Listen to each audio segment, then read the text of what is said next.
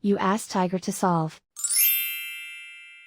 This deals with linear equations with one unknown.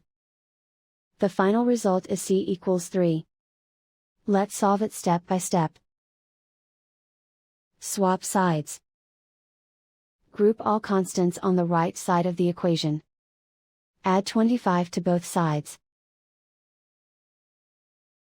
Simplify the arithmetic.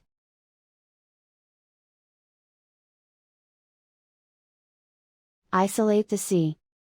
Divide both sides by -5. Cancel out the negatives. Simplify the fraction. Cancel out the negatives. Find the greatest common factor of the numerator and denominator.